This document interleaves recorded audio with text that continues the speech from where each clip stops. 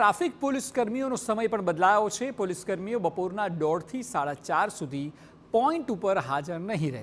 સવારે 7 થી 1:30 સુધી અને 5 વાગ્યાથી રાત્રે 12 વાગ્યા સુધી હાજર રહેશે। શહેરના મહત્વના પોઈન્ટ પર ટ્રાફિક ન થાય તે માટે પોલીસ જીપમાં પેટ્રોલિંગ કરવાની છે।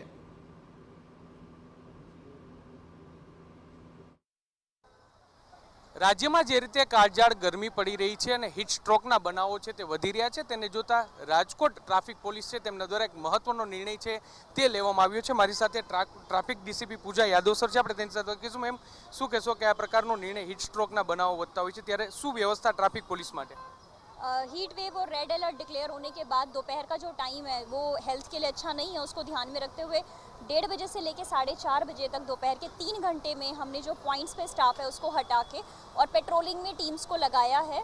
और ये जो टाइम है, अपना जो शिफ्ट है उसको इवनिंग में और मॉर्निंग में हमने शिफ्ट कर दिया है। साथ के साथ उनके लिए पानी की व्यवस्था, छाछ की व्यवस्था और उनको स्पोर्ट्स कैप पहनने की अनुमति है। साथ में गॉगल्स भी वो डाल सकते हैं। सर, ट्रैफिक के लिए जो ट्रैफिक पॉइंट्स है, सिग्नल है, उसमें भी फेरफार किया गया है सर? दोपहर में 1 बजे से लेके और 5 बजे तक सिग्नल्स का टाइम बंद रखा गया है, क्योंकि उस टाइम पे ज़्यादा ट्रैफिक नहीं होता और 1-2 जो अपने व्हीकल्स हैं वो ना अटके और उनको धूप में ज़्यादा तड़के में ना खड़ा रहना पड़े, इसके लिए हमने ये निर्णय लिया है। એટલે ટ્રાફિક પોલીસ છે, ટ્રાફિક જવાનો છે તે કે જે ખડે પગે પોતાની ફરજ છે તે બજાવતા હોય છે ને તેમને હીટ સ્ટ્રોકની અસર ન થાય તે માટે શિફ્ટ છે તેમાં ફેરફાર છે તે કરવામાં આવ્યો છે।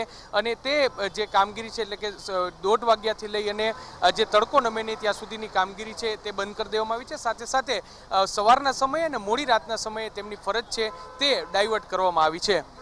કેમેરા પર્સન ભાવેશ લશ્કરી સાથે મોહિત ભટ્ટ, TV9 રાજકોટ। ભારે ગરમીનો શિકાર તો પ્રાણીઓ